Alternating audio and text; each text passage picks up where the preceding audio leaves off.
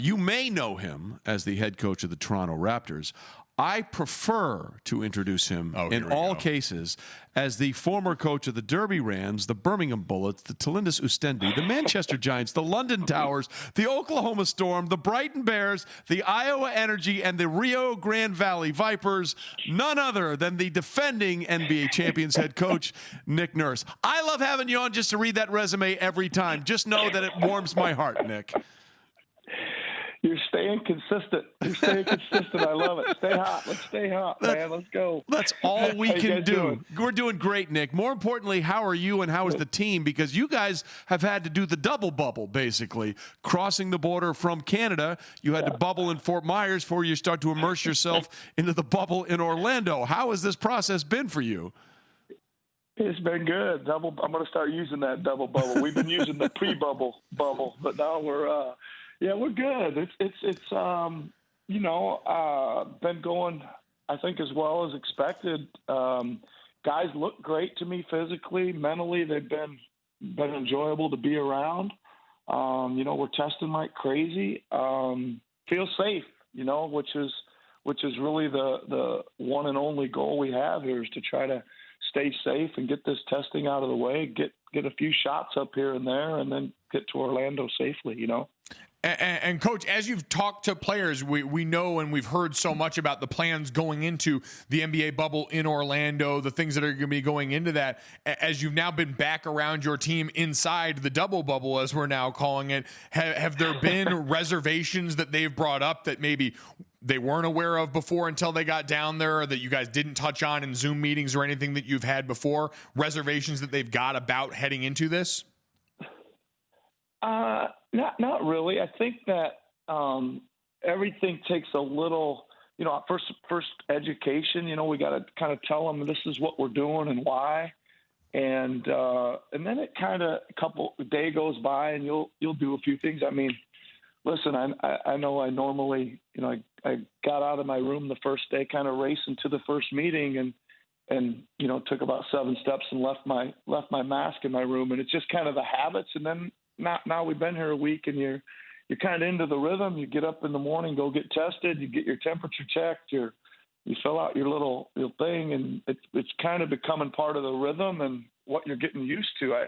I astonishingly, like they stick that big swab up your nose or whatever, and it doesn't even bother you anymore after tears coming down your face the first few times. It's like you even get used to that after doing it on a regular basis.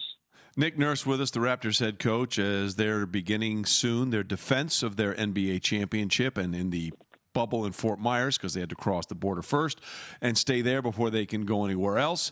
So we heard sound from Fred VanVleet on the other day, Coach, and he basically said the timing of this sucks, basically referring to everything that's going on in this country with the pandemic, and obviously the massive cry for change in the way people of color are dealt with, and the racial injustice and systemic racism that has been in this country for so long. When you hear someone like that, who is a big part of your team, say that, we've talked a lot with coaches earlier about the idea of the mental challenge of being a head coach in this bubble environment, and then you add on all those other things that are going on. What's the challenge for you? How are you going to go about that and keep them mentally in it as much as possible? Well, I think the biggest thing that I'm thinking about is being really open-minded. I think your plans are it's fine to have some plans, but I think there's going to be a lot of, you got to be comfortable getting off that playbook and maybe doing something else, right? And just kind of really, really having some feel and connection with what's happening in the moment each day. Things may change, and you may say, hey, geez, normally we'd have 2 film sessions and a practice and another walkthrough, and some of that stuff may not roll out the same, but the ball's going to go up anyway, and maybe a guy will be out here and there, but that's We go through not having players through injury. This is obviously a lot different and much more unknown, but I think being open-minded to change course of action quickly and just accepting what is and still trying to put your best effort out there, each and every day. Nick, you mentioned not being able to necessarily do all the things you'd normally want to do in a basketball sense. We've heard that from other leagues now, as the NFL has announced it's already canceling 2 of the preseason games they would normally have over the course of this. From a basketball sense, what's the most essential thing for you at this point? Like, from a basketball sense, what are you and your team going to absolutely need in order to feel like you're ready enough to go compete here? Well, I think the conditioning, I know it sounds really obvious, right? But the conditioning is going to need to get ramped up and get to a place. I mean, when those playoff games start, there's a heck of a lot of energy and a lot of speed, and guys are moving really fast, So being able to do that over a sustained period, you get into playoff games, some of those guys are inching up 40 plus minutes, et cetera. And I would say they're a long ways away from that right now, just because of the simple fact that you cannot really get in that shape unless you're doing it through basketball games. And, that's probably the main concern, but we got time. Like I said, physically, our guys look great.